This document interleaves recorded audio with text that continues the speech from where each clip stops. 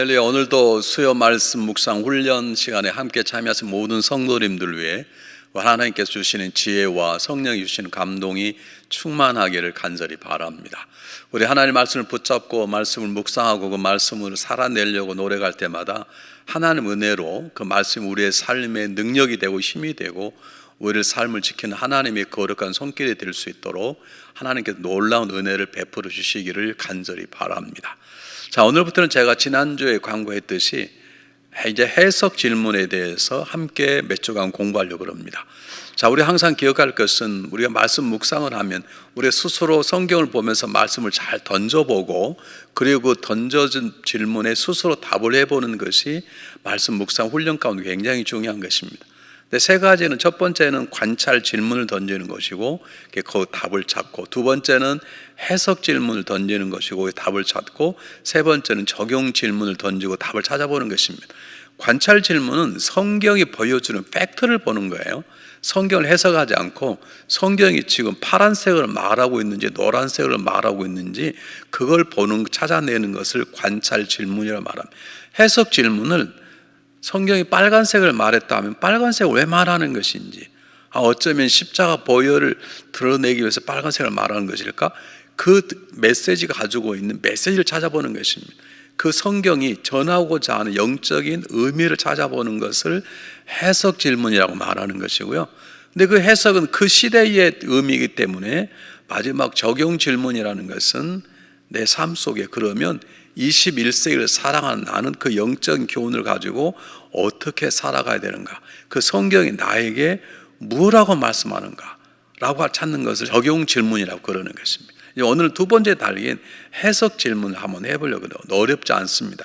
제가 가장 여러분들이 잘하는 본문을 의도적으로 택했습니다. 요한복음 8장 1절로 11절 말씀인데 우리 함께 천천히 읽어보겠습니다. 성경을 한번 펴시고 우리 한 구절 구절 읽는데, 우리 말씀 묵상할 때는 성경 읽을 때에도 성령님에게 도움을 요청해야 돼. 성령님 좀 도와주셔서 우리가 이 줄 속에 있는 또 중간 생략된 부분도 생각나게 하시고 이것을 하나 영화의 한 편을 보는 것처럼, 그림을 보는 것처럼 보여주도록 도와주실 바랍니다. 그런 마음으로 기도하면서 성경을 읽을 필요가 있습니다. 자, 한번 보겠습니다. 함께 읽겠습니다. 예수는 감람산으로 가시다 아침에 다시 성전으로 돌아오시니 백성이 다 나오는지라. 앉으사 저희를 가르치더니 서기관들과 바리새인들이 간음 중에 잡힌 여자를 끌고 와서 가운데 세우고 예수께 말하되, 선생이여, 이 여자가 간음하다가 현장에 잡혔나이다. 모세는 율법에 이러한 여자를 돌로 치라 명하였거니와 선생은 어떻게 말하겠나이까? 저희가 이렇게 말하면 고소할 조건을 얻고자 하여 예수를 시험함이로라. 예수께서 몸을 굽히사 손가락으로 땅에 쓰시니 저희가 묻기를 맞이하는지라. 이에 일어나 가라사대, 너희 중에 죄 없는 자가 먼저 돌로 치라 하시고 다시 몸을 굽히사 손가락으로 땅에 쓰시니 저와 이 말씀을 듣고 양심의 가책을 받아 어른으로 시작하여 젊은이까지 하나씩 하나씩 나가고 오직 예수와 그 가운데 섰는 여자만 남았더라. 예수께서 일어나사 여자 외에 아무도 없는 것을 보시고 이르시되, 여자여, 너를 고소하는 자들이 여기 어디 있느냐? 너를 정죄하는 자가 없느냐? 대답하되 주여 없나이다. 예수께서 가라사대, 나도 너를 정죄하지 아니하노니 가서 다시는 죄를 범하지 말라 하시니라. 아멘. 우리가 너무나 잘 아는 말씀입니다. 여러분, 이런 상황을 한번 잘 보시면 지금 어떤 상황인지 그림을 보듯이 2000년 전에 우리가 건너가서 지금 예수님께서 감난을 기도하고 내려오셨어요. 그리고 이제 성전에 들어가서 사람들을 모아놓고 말씀을 가르치는데 서기관들과 바리새인들이 한 간음아 잡힌 여인을 데리고 와서 묻습니다. 모세 율법에 의하면 간음한 여인 돌로 치라고, 선생님 어떻게 하면 좋겠습니까? 근데 성경 본문에 뭐라고 말하냐면 고소할 이유를 잡을, 다시 말하면 궁극적인 목적은 그 여인에 대한 정죄함과 판결이 아니라 그 여인을 미끼로 예수님을 공격하고자 하는 것입니다. 예수님께서 무엇인가 땅에 쓰시더니 다시 말합니다. 너희 가운데 죄 없는 자가 먼저 쳐라. 그러자 거기 들었던 다 돌도 하나 들고 왔겠죠. 사람들이 다 하나 둘씩 떠나가게 되었다라는 것이죠. 그래서 예수님께서 여인에게 말씀하십니다. 너를 정죄한 자가 있느냐? 없나이다. 나는 너를 정죄하지 않으니 가서 다시 죄를 짓지 말라. 이 본문이죠. 우리가 너무나 잘 아는 눈에 선하게 들어오는 모습 아닙니까? 다시 한번 2000년 전에 한 마을에 있었던 이 사건들을 여러분 생각해 보시기 바랍니다. 예수님이 계십니다. 그 주변에 있는 모습들 잘 보셔야 되는데, 자, 해석 질문을 하려면 역시 중요한 것이 관찰 질문입니다. 그냥 관찰이 안 되면 해석이 안 되고요. 관찰을 잘 못 해버리면 문제는 이단으로 해석이 되어버립니다. 성경이 잘 관찰이 되어야, 그리고 그 관찰된 팩트가 우리에게 그 시대에 어떤 영적인 교훈을 주는가, 어떤 영적인 메시지를 던지는가를 찾아내는 게 해석 질문이거든요. 그래서 팩트를 찾아내는 게 굉장히 중요합니다. 그러므로 한번 여러분이 물어보겠습니다. 오늘 성경 본문을 방금 한 개 읽었지 않습니까? 그럼 읽은 가운데 등장하는 사람들을 크게 몇으로 나눌 수 있습니다. 성경에 나타난, 본문에 나타난 사람들이 보이십니까? 어떤 사람들이 보이시나요? 여러분 잘 한번 생각해 보고, 어렵지 않습니다. 근데 이것이 보여져야, 그래야 그 다음에 그들을 통해서 하나님께 우리에게 말씀하고자 하시는 그 시대의 영적인 교훈들이 등장. 첫 번째는 어떤 사람인가요? 네, 당연히 서기관과 바리새인들이죠. 두 번째 어떤 사람들일까요? 간음 중에 잡힌 여자죠. 세 번째는요, 예수님이시죠. 네 번째는요, 백성들입니다. 사실 백성들이 있습니다. 왜냐하면 백성들이 와서 지금 말씀을 배우는 가운데 사건이 벌어졌으니까, 물론 그 밖에 구경꾼도 있겠죠. 그러나 오늘 성경 본문 속에 등장하는 사람이 네 종류의 사람이 있습니다. 서기관과 바리새인들, 그 다음에 간음하다 잡혀온 사람들, 그 다음에 예수님, 그 다음에 어쩌면 가서 구경만 하고 있었던 백성들. 자, 이게 우리가 가져야 될 가장 중요한 지금 하는 관찰입니다. 그런데 이제 우리가 이걸 가지고 물어야 되는 것이죠. 왜 성경은 바리새인과 서기관들을 통해서 우리에게 무엇을 말씀하고자 하는가? 다시 말씀드리겠습니다. 더 쉽게 말씀드리면, 지금 네 종류의 사람을 크게 나와왔어요. 네 종류의 사람이. 저는 이 본문을 이렇게 읽었습니다. 네 종류의 사람 가운데 나는 이 시대에 어디에 속한 사람인가? 나는 서기관과 바리새인 같은 사람인가? 나는 간음하다 잡혀온 여인과 같은 사람인가? 나는 예수님 같은 존재인가? 나는 예수님께 그냥 배우고만 있는 연약한 백성들인가? 라고 하는 것들을 제가 생각해 보았어요. 그러면 이제 해석 질문은 무슨 말이냐면, 바리새인과 서기관들이 예수님의 흠을 잡고자, 고소할 걸 잡고자 사실 말하면 일을 꾸민 것입니다. 그냥 간음하다 잡혀왔다 그러면 여자가 혼자 간음합니까? 남자와 같이 와야 되는 남자가 없다는 말은 의도적으로 함정을 파서 여인이 잡혀 들키게 만들고 그 현장을 잡았다가 예수님이 데리고 와서 사실은 예수님을 공격하자는 것입니다. 이게 바리새인과 서기관들의 모습이고요. 여인은 돈 때문에 그런 것인지 정욕 때문에 그런 것이 어쩐지 모르지만 함정 파는지도 모르고 간음의 현장에 붙잡혀 있습니다. 근데 정확하게 여인이 무엇 때문에 함정에 빠졌는지 잘 몰라요. 어쨌든.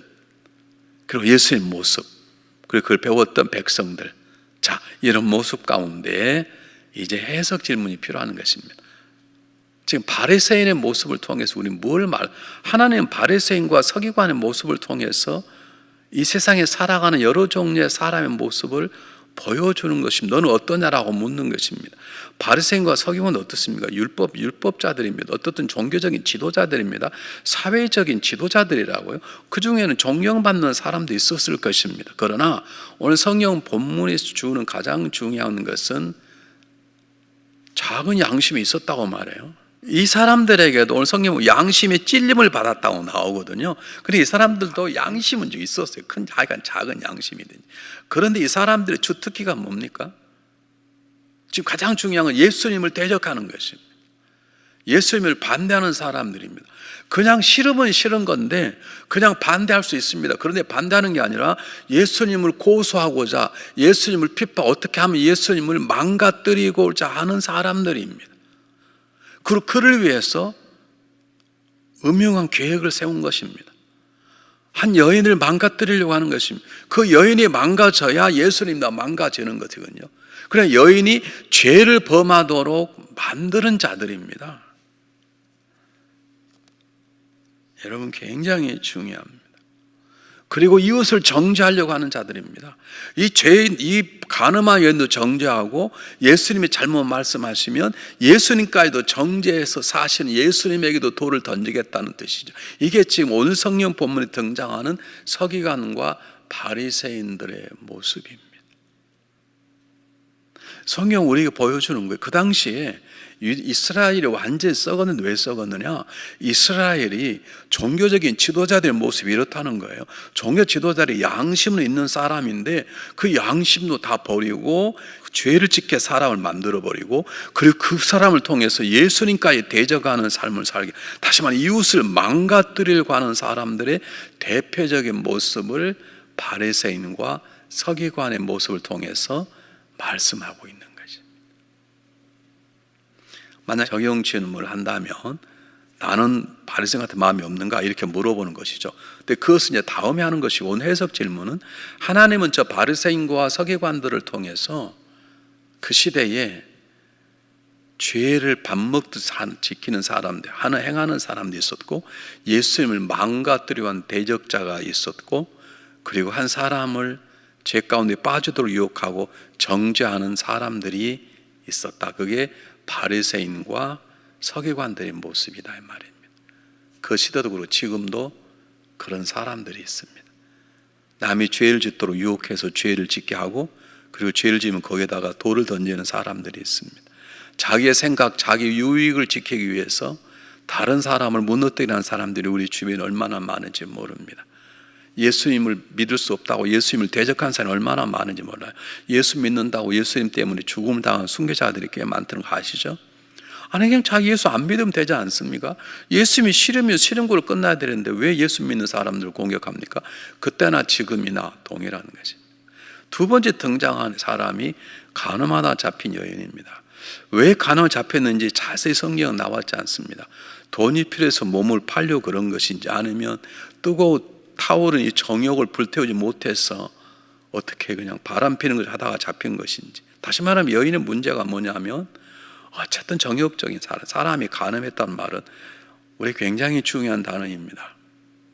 우리가 남녀가 사랑해서 가정을 갖습니다. 근데 부부간의 관계를 갖는 것을 간음했다 하지 않습니다. 간음이란요, 우리가 강이 흐르면 강의 뚜기에 있습니다. 이 뚜기에 무너지면 주변에 사는 사람 다 죽습니다. 우리가 부부간에 남편과 아내라는 이 뚜가 안에서의 육체적 관계는 전혀 관계없이 깨끗하고 정결한 것이지만, 이것이 무너져 버리면 그것이 간음인 것이고, 간음은 많은 것들을 파괴합니다. 여러분, 뚜기 무너지면 주변에 있는 모든 걸 다 망가지지 않습니까? 근데 여인은 지금 그런 삶을 살아버리는 거예요. 저 여인이 가정이 있는 어쩐지 알 수 없는 것이지만, 다시 말하면 여인은 주제 파악을 못하는 거예요. 굉장히 중요합니다. 아무런 의식 살아가는, 자기가 지금 뭘 하고 있고 자기가 서 있는 자리가 무엇이고, 우린 적어도 그것은 알아야 될 게 아닙니까? 내가 지금 잘못하고 있거나, 설사 죄를 범한다 하더라도 이게 죄인데 남이 알면 안 되는데, 그 정도의 의식은, 적어도 그 정도의 의식은 있어야 되는데, 여인은 지금 간음하다가 잡힐 정도니까 얼마나 이게 의식이 없는, 그냥 무조건 살아가는, 다시 말하면 세상의 풍파에 따라 정욕이 이끌린 대로, 돈이 불리는 대로 살아가는 것이죠. 돈이 나를 부른다고 그냥 쫓아갑니까? 아닙니다. 세상의 정욕이 나를 부른다고 쫓아갑니까? 아닙니다. 우리에게도 건강한 사람의 성적 욕구라는 게 있습니다. 그러나 그것이 무조건 다 발휘되는 것입니까? 아닙니다. 가정에서 아내와 남편 사이 뚝 안에서 건강이 흘러가야 되는 것이죠. 내가 음식을 먹고 싶다고 식욕이 생겼다고 식당에 들어가서 막 음식을 마음대로 먹을 수 있습니까? 물론 돈이 있으면 되는 거예요. 없으면 못 먹는 것이잖아요. 그런 것들이 절제돼야 되는데 이 여인은 그러지 못했습니다. 여러분, 제가 목회하면서 살아갈 때 가장 많은 사람이 이런 사람입니다. 이렇게 꼭 죄를 저지른다는 게 아니라 예배를 드리는데 왜 예배를 드리는 것인지, 심지어는 헌금을 하는데 왜 헌금을 해야 되는 것인지, 왜 성경을 읽어야 되는지, 성경을 읽는데도 아무런 의식 없이 성경을 읽는 경우가 있습니다. 우리가 교회 봉사 생활을 하는데도 그냥 남이 일하니까 하는 것이지 왜 해야 되는 것인지, 다행히 교회라는 공동체 안에서 거룩한 풍파에 휘끌리니까 그래도 버티는 것이지, 이게 잘못되어 세상의 풍파에 휩싸이면 똑같이 이렇게 망가질 수 있는 것이거든요. 여러분, 우리는 삶의 이유를 가져야 됩니다. 내가 가야 될 목표를 가져야 되는 것이고, 내가 왜 하냐고, 왜 사냐고 물어보면 제가 이렇게 삽니다. 왜 당신은 사업을 합니까? 그러면 제가 이것 때문에 합니다. 왜 기도하시나요? 그러면 제가 기도하는 이유가 이겁니다 라고 정확히 의식을 가지고 말씀을 하셔야 되는데, 왜 기도해요? 지금 기도 시간이잖아요. 왜 교회 가세요? 교회 갈 시간이잖아요. 그 정도만 살아버린다면 우리는 때때로 다가오는 세상의 유혹과 공격에 쉽게 무너질 수도 있습니다. 여러분이 살아야 될 이유를 알아야 합니다. 하나님 왜 나를 집사로 세우셨는지, 그리고 집사된 나에게 지금 원하시는 것이 무엇인지, 내가 지금 바르게 가고 있는지, 지금 바르게 말하고 있는지, 내가 지금 온전한 곳에 서 있는 것인지, 여인처럼 바람 부는 대로 물결 치는 대로 마음이 일어나는 욕구대로 살아서는 이런 부끄러운 삶을 경험할 수 있습니다. 백성들입니다. 예수님에게 말씀을 들었던 백성들이 지금 구경꾼으로 있는 것입니다. 아니면 같이 도를 들었을지도 모릅니다. 근데 아직 등장하지 않습니다. 예수님 편을 들은 사람도 없습니다. 이게 아직은 아니라는 것이죠. 여러분, 우리가 신앙생활 한다고, 교회 다녔다고, 집사가 되었다고, 권사가 되었다고 모든 것들이 다 새롭게 되는 것은 아닙니다. 갑자기 다 성장하는 것이 아닙니다. 여러분, 이것이 조금씩 변해서 건강하게 돼야 되는 것이죠. 이 백성들이 예수님의 말씀을 듣기는 들었지만, 예수님께 배움을 받고 있지만, 아직 일어나서 예수님을 변하거나 그것을 하기 너희들은 잘못하고 있어 라고 말할 만큼 성숙한 자리에 있지 않는 것입니다. 어쩌면 구경꾼인 것이죠. 여러분, 기억하십시오. 죄는 아니지만 구경꾼에 서 있는 자리도 좋은 자리는 아닙니다. 하나님 우리를 부르실 때 예배자로 보내신 것이지, 예배를 구경하는 구경꾼으로, 예배를 보는 자로 서게 하는 것이 아닙니다. 기억하시고, 우리는 어떤 존재인지. 당연히 우리는 어떤 존재가 됩니까? 당연히 우리는 예수 그리스도 같은 존재가 되는 것이죠. 자, 예수님은 그럼 어떤 사람입니까? 지금 예수님께서는 지금 세상의 모든 것들을 바꾸시러 오는 거예요. 바리새인과 서기관들의 잘못을 잡아주고, 심지어는 간호마다 잡혀있는 이 철없고 무지하고 무의식적인 헛된 삶, 바람 부는 대로 물결 치는 대로 그냥 마음에 느끼는 대로 사랑하는 여인도 새롭게 하시려고 지금 예수님께서 일을 시작하시는 거거든요. 예수님의 관심은 세상을 변화시키려는 사람의 모습입니다. 세상을 변화시켜야 된다는 것은, 세상의 흐름을 가로막고 새로운 세상의 물결이 치러나도록 하는 것이 예수님의 첫 번째 마음입니다. 두 번째는요, 오늘 여인의 모습을 통해서, 또는 우리 이 바리새인과 서기관들의 모습을 그들을 대하는 모습을 통해서 예수님께서 죄인들을 사랑하고 있는 것을 알 수 있습니다. 여러분, 잘 보십시오. 죄인들을 사랑하는데 그냥 사랑하는 게 아닙니다. 죄인들을 사랑해서 그 죄인들을 살려내려고 하는 것입니다. 우리는 어떤 사람을 용서는 합니다. 용서했으면 용서받은 그 사람을 살려내고 섬겨주려고 노력하는 게 필요하거든요. 근데 우리 알았어, 나 용서했어, 그 사람이 무엇이고 한 거예요. 오늘 예수님께서는 지금 잘못된 사람들을 살려내려고 최선을 다하고 있는 것입니다. 여러분 보십시오. 지금 예수님이 살려내려고 하는 대상이 누구라고 생각하십니까? 한번 생각해 보십시오. 예수님께서 누군가의 죄를 용서하고 저를 새롭게 변화시켜야 되겠다. 예수님이 세상을 바뀌려고 이 땅에 오시지 않았습니까? 그렇다면 예수님이 궁극적으로 변화시켜서 살려내려고 하는 사람이 누구였을까? 한번 생각해 보시죠. 제가 시간을 잠깐 드릴 테니까. 예수님은 사람을 살려내려고 그러는 것입니다. 그냥 죄인들 용서하는 끝나는 게 아니라, 죄로 든 사람을 깨끗하게 정결케 씻겨주는 걸 끝나는 게 아니라, 그 죄를 씻겨주시고 씻음받은 그가 정말 살아나서 새로운 삶으로 살아가도록 도와주고자 하는 것이 예수님의 마음이거든요. 그러면 지금 예수님께서 살려내려고 하는 사람은 누굽니까? 가늠한 여인요? 맞습니다.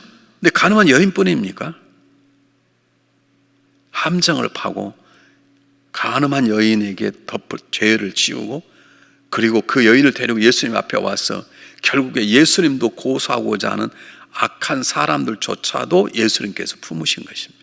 아니라면 예수님께 능력으로 싹 물러갈지어다. 흔히 말하면 이 독사의 자식들아, 말 한마디로 거기 모든 사람을 다 도망가게 만들 수 있습니다. 근데 주님께서 말씀하십니다. 그렇다, 여인이 간음한 건 맞다, 너희들 말한 대로. 근데 여인을 돌로 치라 그랬지. 내가 너희 묻는다. 이 여인이 지금 죄를 저질렀는데 이 여인의 죄를 저렇게 돌에 맞을만 하다면 너희 가운데 죄 없는 자가 돌로 쳐라. 나는 돌로 맞을 만한 죄가 없어. 그런 사람부터 여인에게 돌을 던져라. 이렇게 말씀하시는 뭐냐면 그들이 깨닫기를 바라는 거예요. 그 악한 사람까지도 예수님께서 변화시키려고 최선을 다하시는 것입니다. 예수님의 말씀을 듣고 그들이 다 하나둘씩 흩어지기 시작했습니다. 여러분, 이 굉장히 중요합니다. 여러분, 우리는 어떤 사람이 우리에게 악을 행하면 정말 용서합니다. 내 용서해 주지. 그리고 더 이상 관심하지 않습니다. 나는 더 이상 두 번 다시 안 속아. 그러는데 오늘 성경 본문이 주는 메시지가 뭐냐면 예수님께서는 그 죄 많은 사람을 살려내고 죄 많은 사람의 새로운 삶을 살아가도록 도와주시는 거예요. 그래서 여인에게 뭐라고 말씀하십니까? 가서 다시는 죄를 짓지 말라. 돌을 던진 사람들에게 너희도 죄인이다 이렇게 말씀하시면 한마디 하심으로 그 사람이 다 도망갈 수 있습니다. 그런데 예수님은 그러지 않고 너희 가운데 죄 없는 자가 돌로 쳐라. 그 말은 너희가 이 여인에게 돌을 던지면 깨끗하냐? 너희도 죄인이지 않냐? 너희도 돌을 맞아야 되지 않냐? 나는 죄가 없다. 그런 사람만 쳐라 말씀함으로 돌을 드는 사람들조차도 함정을 파고 여인을 끌어내고 그 여인을 통해서 예수님을 고소하려고 했던 사람들조차도 양심의 가책을 느끼도록 예수님께서 마음을 쓰시는 것입니다. 그 말은 무슨 말입니까? 예수님 만나는 모든 사람들을 용서하고 정결케 하고 세워주시려고 하시는 것입니다. 주님은 모든 죽어있는 사람을 살려내려고 하는 것입니다. 예수님이 대적자조차도 예수님의 원수까지도 어떻게 해서든지 새롭게 하고 살려내려고 하는 것입니다. 여러분, 이게 굉장히 중요합니다. 저도 이렇게 쉽게 잘 못 살죠. 그러나 우리의 삶의 목표가 거기에 있어야 돼요. 어떻게 하면 예수님처럼 사람들을 용서하고 살려낼 것인가, 새롭게 살아갈 수 있도록 인도하고 도와줄 것인가가 저와 여러분의 관심이어야 되거든요. 이제 만약에 적용 질문한다 그러면 내가 용서해 줘야 될 사람이 누군가, 내가 그 허물을 덮고 그 사람을 새롭게 살 수 해야 되는 누군가, 그렇게 하는 것이 적용 질문이에요. 근데 그 적용 질문은 우리가 몇 주인 다음에 하시고 지금 해석 질문이니까 우리가 지금 이러한 예수님의 모습을 놓고 우리는 예수님의 마음을 한번 살펴볼 필요가 있습니다. 첫 번째, 이런 걸 행하시는 예수님의 모습 가운데 예수님은 참 지혜로우시다라고 하는 것을 배울 수 있습니다. 예수님은 그저 그 악한 사람들이 와서 여인은 간음했습니다. 어떻게 하면 좋겠습니까? 모세율법이 돌로 치라는데 어떻게 할까요? 이렇게 물었습니다. 그때 예수님께서 즉각적으로 너희 가운데 죄 없는 자 돌을 쳐라. 그럼 돌로 쳤을 거예요. 왜냐하면 지금 그들은 흥분되어 있고 지금 기대하고 있고 예수님이 들림없이 돌로 치라 그러면 치면 예수님은 사랑의 복음의 전달자가 아닌 것이고 그냥 용서해달라 그러면 그냥 모세율법을 어긴 것이니까 그것만 혈안되어 있으니까 아마 돌을 던졌을 거예요. 그 돌이 예수님께도 날아왔을지 몰라요. 근데 예수님께서 잠깐 앉아서 땅에 뭘 쓰십니다. 뭘 쓴지는 아무도 모릅니다. 제가 지난번 여러 번 말씀드렸지만 그걸 지금도 연구한 분이 계세요. 뭘 쓰셨을까? 어떤 사람은 그 죄 있는 사람은 이름을 다, 어떤 사람은 거기 모은 사람 죄명을 하나씩 다 썼을 것이다. 뭐 그러는데요. 그것보다 중요한 것은 예수님이 아주 지혜로운 것입니다. 예수님이 잠깐 인터벌을 가졌습니다. 흥분한 사람들이 조금은 주춤할 수 있는 기회를 주신 것이죠. 사랑 하나님께서 우리에게 이런 삶의 지혜를 주셨으면 좋겠습니다. 두 번째는 제가 조금 전에 말씀드렸듯이 사랑이 충만한 분이십니다. 안에 자기를 대적하러 오는 사람조차도 예수님이 그들의 마음을 만지시는 것입니다. 양심을 건드려 주시는 것입니다. 스스로 내가 이 여인에게 돌을 던질 만한 사람이 아니구나 깨닫도록 예수님이 그들도 만지시는 것입니다. 사랑 같은 여인에게 말씀하십니다. 정죄한 자가 있느냐 없다. 나를 널 정죄하지 않겠다. 그 말은 넌 죄가 없단 말이 아닙니다. 너는 다시 살아날 수 있다. 그러니 가서 다시는 죄짓지 말라. 여인을 사랑하시고 대적자인 서기관과 바리새인까지 품어주시는 주님의 사랑의 모습입니다. 사랑이 충만한 자의 모습입니다. 우리 한번 생각해 봤으면 좋겠습니다. 나는 정말 나를 대적하는 자, 나를 넘어뜨리고 하는 자를 사랑으로 품고 있는가? 제가 목회하면서 경험한 것인데, 배운 것인데요, 물론 지금 100% 잘 되지 않습니다. 그러나 교회 안에서 목회자에게도 마음에 드는 사람이 있고 안 드는 사람이 있거든요. 목회자를 돕는 사람이 있고 목회자 일을 방해하는 사람이 있습니다. 지금도 있습니다. 근데요, 그들을 다 품지 않으면 목회가 안 돼요. 제가 하나님께 배운 것입니다. 여러분 마찬가지입니다. 우리 인생을 살아가면서 하나님의 지혜와 사랑을 통해서 때때로 대적자를 품주하는, 그를 지혜롭게 대해서 그의 양심을 건들고 때가 되면 믿음이 들어가 서로 하나가 되는 삶을 살아갈 수 있도록 우리가 하나님의 예수님의 지혜, 예수님의 사랑으로 준비할 필요가 있습니다. 자, 마지막입니다. 우리가 어떻게 하면 이런 예수님 같은 마음을 가질 수 있을까? 어떻게 하면 예수님처럼 지혜롭게 할 수 있을까? 당연합니다. 하나님의 말씀 속으로 들어가야 됩니다. 여러분, 하나님의 말씀은 우리 향한 하나님의 사랑의 편지라고 그러잖아요. 예수님의 사랑의 편지입니다. 하나님의 말씀을 읽을 때 우리는 예수님의 마음을 우리 안에 담게 되어 있어요. 하나님의 말씀을 읽을 때 하나님의 지혜가 우리 안에 들어오게 되어 있어요. 우리 어릴 때 꽃감을 잘 만들었습니다. 꽃감을 그냥 만든 게 아니고요, 거기다가 껍질을 벗겨서 구멍을 뚫어요. 그리고 소금물에다 담궈요. 그러면 그 떫은 맛이 다 빠집니다. 그것을 이제 꿰어서 말리죠. 그래서 꽃감을 만드는 것인데요, 우리 하나님의 말씀 속에 들어가면 이 바리새인과 서기관처럼 남을 해코지하고 남을 넘어뜨리려 하는 그런 마음은 사라지고 예수 같은 지혜와 사랑의 마음이 나도 모르게 내 안에 착오되게 되어 있습니다. 말씀 속에 들어가십시오. 화가 납니까? 말씀 속에 들어가십시오. 아픔이 있습니까? 말씀 속에 들어가, 말씀이 나를 치료하고 세울 수 있도록. 두 번째, 기도의 사람이 되십시오. 기도는 주님을 만나는 자리입니다. 기도는 하나님과 대화하는 자리입니다. 그분 워낙 크시기 때문에 그분과 대화하다 보면 우리는 그분의 영향을 받게 되어 있어요. 두 사람 친구가 있습니다. 그 중에 한 사람이 크면 다른 사람은 큰 사람의 영향을 받게 되어 있습니다. 그래서 여러분, 꼭 기도하십시오. 하나님께 물어보죠. 하나님 마음이 무엇입니까? 이때 하나님은 어떻게 하셨겠습니까? 주님이라 하면 저 사람은 어떻게 되었겠습니까? 하고 물어보십시오. 그런 가운데 우리는 주님과의 대화를 통해서 주님의 지혜와 사랑을 채우게 될 것입니다. 세 번째는 성령의 충만. 내 안에 계신 성령님이 나를 완전히 장악할 수 있도록, 내 판단과 내 경험과 내 교만과 내 열등감 다 버리고 이미 내 안에 계시는 성령님께서 나를 장악하소서. 성령님께서 말하라면 말하겠습니다. 성령님께서 침묵하라면 침묵하겠습니다.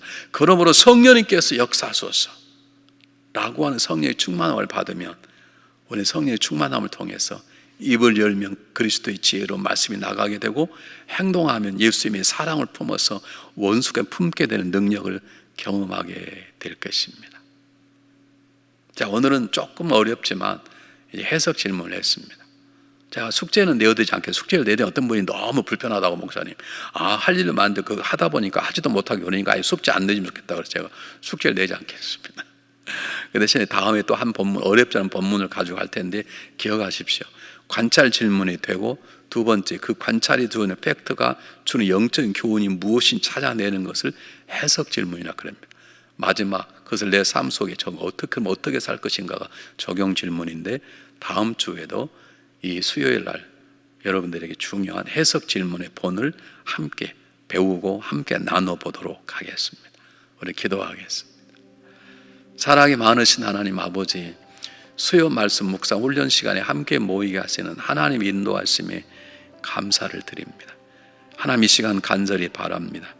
주님, 저희들에게 성령의 충만함을 주시고 날마다 말씀 속에 들어가게 하시고, 그리고 하나님 앞에 기도하는 기도를 통해서 예수 그리스도의 마음, 지혜로우신 마음, 사랑이 충만한 마음이 우리 안에 전염되기를 간절히 바랍니다. 때때로 환난과 핍박이 많은 세상 속에서 원수를 만날 때가 있습니다. 죄의 유혹 앞에 설 때가 있습니다. 그럴 때마다 예수님의 마음으로 그들을 품고 사랑하게 도와주시고, 죄의 구렁텅이 속에서 빠지지 않고 건너뛸 수 있는 분별력과 지혜를 허락하여 주시옵소서. 주님처럼 사랑으로 원수까지도 품을 수 있는 믿음의 능력을 7배나 더하여 주시옵소서. 오늘도 말씀 묵상 시간에 함께 참여 모든 성도들의 삶 가운데, 가정 가운데 말씀해 주시는 능력을 충만하게 채워 주시옵소서. 살아계신 예수 그리스도 이름으로 감사하오며 간절히 기도하옵나이다. 아멘.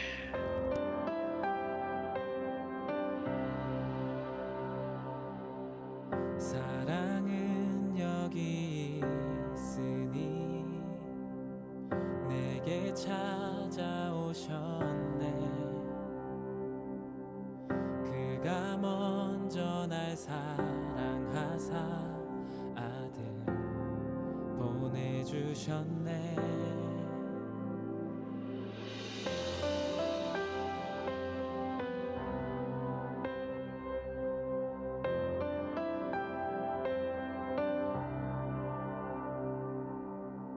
사랑은 여기 있으니 내게 찾아오셨네.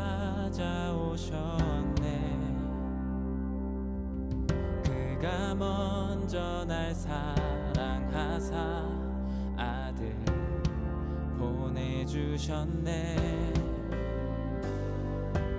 오 위대하신 주의 이름 높이리라. 사랑 그 사랑 온 세상을 비추시네. 사랑 그 사랑 승리하리 영원까지.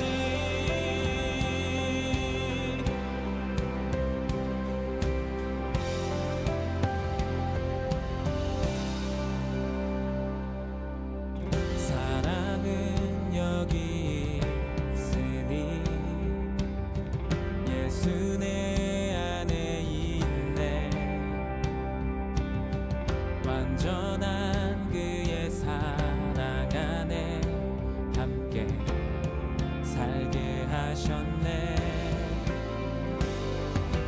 오 위대하신 주의 이름 높이리라.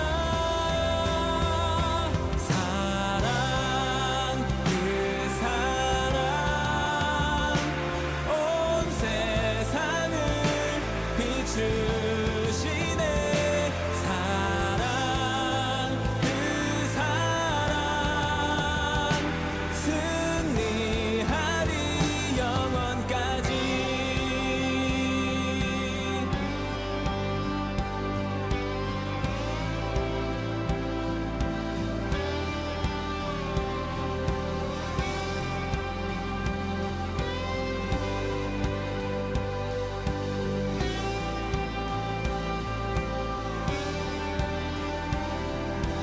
오 위대하신 영광의 왕.